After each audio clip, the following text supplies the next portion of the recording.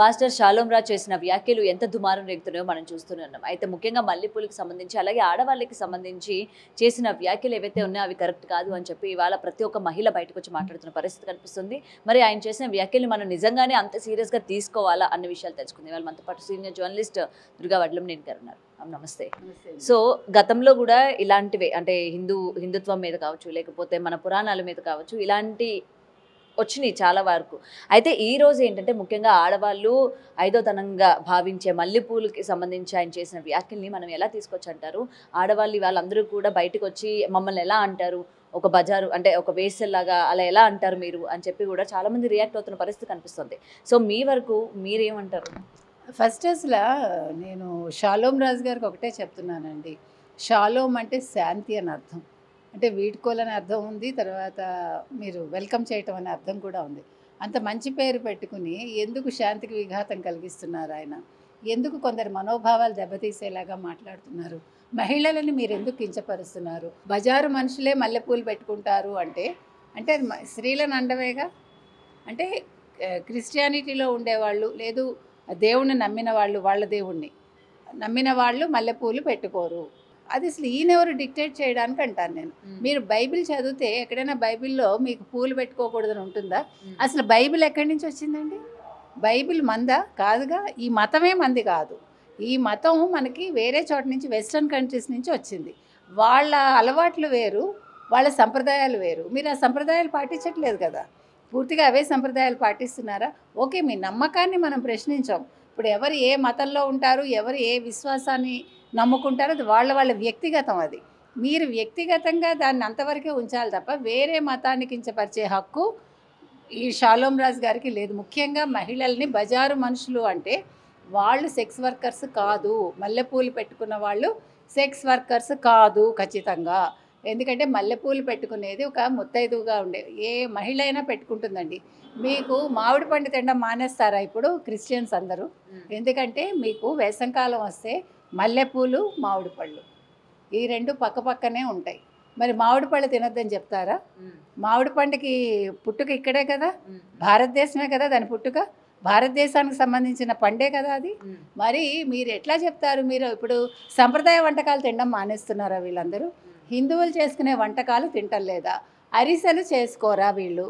నాకు తెలిసి నా ఫ్రెండ్, క్రిస్టియన్ ఫ్రెండ్ ఉండేది, ఆ అమ్మాయి ఈస్టర్కి నాకు అరిసెలు తెచ్చి ఇచ్చేది.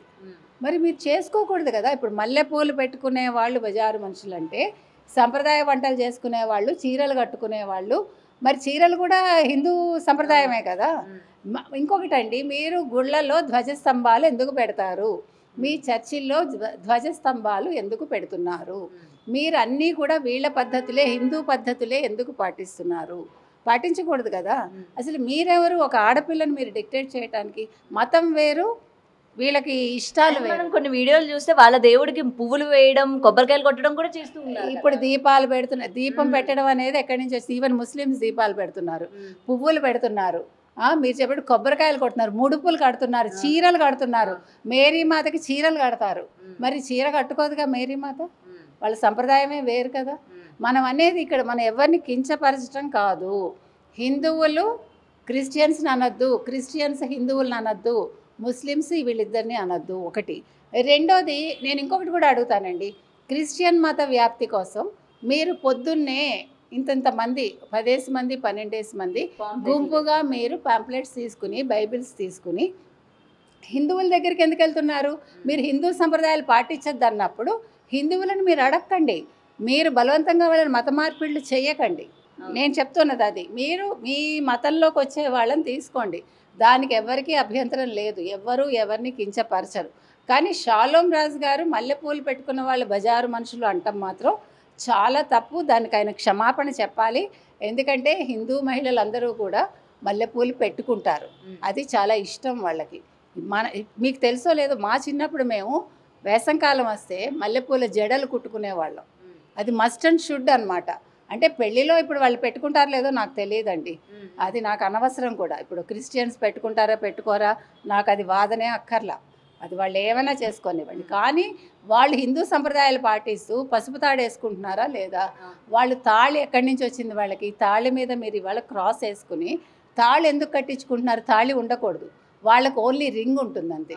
మీకు వెస్ట్రన్ కంట్రీస్లో మీకు అంటే క్రిస్టియానిటీని నమ్మేవాళ్ళు ఓన్లీ రింగ్ వేసుకుంటారు. మరి మీరు తాళ్ళు ఎందుకు కట్టిస్తున్నారు? దాన్ని ఎందుకు యాక్సెప్ట్ చేస్తున్నారు? పసుపు ఎందుకు మీరు వాడుతున్నారు?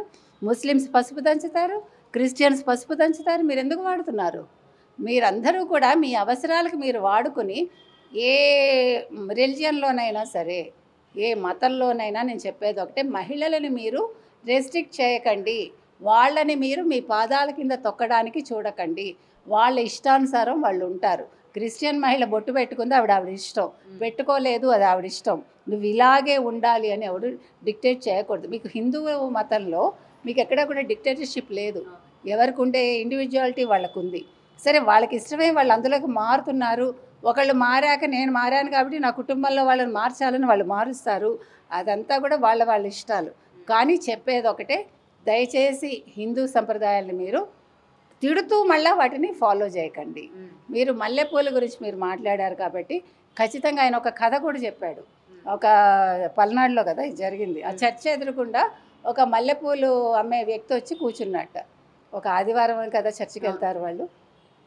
పొద్దున్న వచ్చి కూర్చుంటే పాస్టర్ అడిగారట, మీరేంటి ఇక్కడ మల్లెపూలు పెట్టుకున్నారు అంటే, అమ్మకానికంటే మా స్త్రీలు ఎవరు మల్లెపూలు కొనరు, పెట్టుకోరు అని అన్నట్టు ఆయన. అని పరిశుద్ధాత్మ రక్తంతో తడిసిన వాళ్ళు ఇలాంటివి పెట్టుకోరు అని ఆయన అక్కడ ఉపన్యాసం ఇచ్చాడు. అయిపోయింది మొత్తం, ప్రేయర్స్ అంతా అయిపోయాయి, అందరు ఇళ్ళకి వెళ్ళిపోయారు. పాస్టర్ బయటకు వచ్చాక మల్లెపూలు అతను అక్కడే ఉన్నాడు. ఏంటి ఇంకా ఇక్కడే ఉన్నావు అంటే, ఒక్కళ్ళు కూడా కొనలేదు అంటే, నేను చెప్పాను కదా మా వాళ్ళు బజారు మనుషులు కాదని. అంటే ఎంత తప్పండి? అసలు మీరెవరు డిక్టేట్ చేయడానికి? ఆడవాళ్ళకి ఇలా ఉండాలి అని చెప్పడానికి మీరెవరు? వాళ్ళ ఇష్ట ప్రకారం వాళ్ళు ఉండాలి. మగవాడు కాదు డిక్టేట్ చేయాల్సింది. నేను చెప్తున్నది అది. ఇక్కడ స్త్రీలని అణచకండి. ఏ మతంలోనైనా సరే దయచేసి వాళ్ళ ఇష్టానుసారం ఉండనివ్వండి. మీరు మొన్న చూసారా, అమీర్ ఖాన్ని ఎవరో ప్రశ్నించారు. Have you observed? మీ పిల్లలకి ఎందుకు ముస్లిం పేర్లు పెట్టారంటే, వాళ్ళ ఇష్టమై వాళ్ళే భార్యలు పెట్టారట. అందులో నేనేమి అందులో కలగజేసుకోలేదని ఆయన తప్పించుకున్నాడు చక్కగా, తెలివిగా. చూసారా? మరి అలాంటప్పుడు మరి హిందూ పేరు నువ్వు యాడ్ చేయొచ్చు కదా. ఇప్పుడు 2 పేర్లు పెట్టచ్చు కదా అక్కడ. మీరు ఏ అమ్మాయినైనా చూడండి, ముస్లిమ్స్ని పెళ్లి చేసుకున్న వాళ్ళు బొట్లు తీసేస్తున్నారు.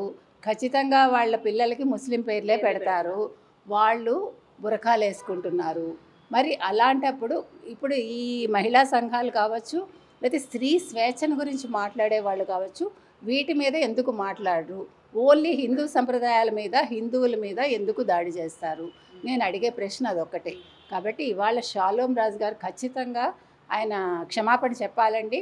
ముఖ్యంగా హిందూ స్త్రీలందరికీ వారు క్షమాపణ చెప్పాలి. మళ్ళీ ఇలాంటి అనుచిత వ్యాఖ్యలు ఇంకోసారి చేయకూడదు. వేరే ఒక పాస్టర్ కూడా ఆయన ఎక్కడ స్త్రీలు అని అనలేదు కదా అని వితండవాదన చేశాడు. ఆయన వితండవాదన చేయకండి. బజారు మనుషులు అంటే స్త్రీలే.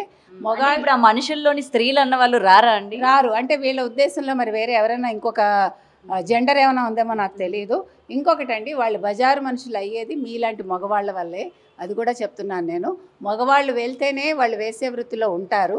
వాళ్ళ కడుపు కోసం వాళ్ళు శరీరాన్ని నమ్ముకుంటారు. మీకు ఒళ్ళు బలుపెక్కి మీరు వెళ్తారు.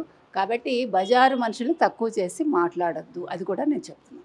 అండ్ ముఖ్యంగా ఇలాంటి అందరికీ కూడా ఉపన్యాసాలు ఇచ్చేటప్పుడు వేరే మతాల్ని కావచ్చు, లేకపోతే వేరే సాంప్రదాయాన్ని కావచ్చు తీసుకొచ్చి కించపరచడం అన్నది ఇవాళ అన్ని మతాల్లో కూడా అది కామన్ అయిపోయింది. ముఖ్యంగా దీని గురించి ఏం చెప్తారు? ఎందుకంటే ఈరోజు వాళ్ళు మాట్లాడేసరికి వాళ్ళు కూడా తిరిగి క్వశ్చన్ చేస్తున్నారు. మీ మతంలో మమ్మల్ని కించపరచరా? మీ మతం వాళ్ళు మమ్మల్ని కించపరిచి మాట్లాడరా? మేము చేసే ప్రతి వృత్తి కావచ్చు, లేకపోతే మేము చేసే ప్రతి దాన్ని మీరు వేలే పెట్టి చూపించరా? ఈరోజు మేము అనేసరికి మీకు పౌరుషం వచ్చిందని చెప్పి వీళ్ళు క్రాస్ క్వశ్చనింగ్ కూడా వేసే పరిస్థితి ఈరోజు మనం చూస్తూ ఉన్నాం. తప్పండి అది. ఏ మతం వాళ్ళైనా ఇంకో మతాన్ని మనం హేళన చేయొద్దు. వాళ్ళ బైబిల్ని మేము కాలు కింద తొక్కుతామని అనొద్దు. లేకపోతే వాళ్ళ బైబిల్ చదవకండి అని చెప్పే హక్కు మనకు లేదు. అదేవిధంగా వాళ్ళు కూడా అలా చెప్పకూడదు. నెంబర్ 1. నెంబర్ 2, మీకు పాస్టర్ ప్రవీణ్ విషయం మనం మాట్లాడుకున్నప్పుడు కూడా చెప్పాను నేను. వీళ్ళు హిందూ పురాణాల్లోంచి వీళ్ళు శ్లోకాలు తీసుకుని వాటిని వినిపించి వాటిని వాళ్ళు యేసుక్రీస్తుకి వాళ్ళు అన్వయించుకుంటారు. How it is possible? ఎందుకు చేస్తారు ఆ పని? మీరు మీ మతాన్ని గురించి చెప్పేటప్పుడు మీరు వెస్ట్రన్ స్టైల్లోనే చెప్పుకోండి. మీరు హిందూ మతాన్ని అన్నీ తీసుకుని మళ్ళీ హిందూ కీర్తనలు మీరు తీసుకుని ఆ కీర్తనల ప్రకారం మీరు పాడుకుని మళ్ళీ హిందువులను ఎందుకు తిడతారు? కాబట్టి మీ పద్ధతులేవో మీరు పెట్టుకోండి. మీరు బలవంతంగా మత మార్పులు చేయకండి. మీరు హిందువులను తిట్టకండి. మిమ్మల్ని కూడా ఎవరు తిట్టద్దని నేను ఈ సందర్భంగా ఖచ్చితంగా చెప్తున్నాను. Thank you ma'am.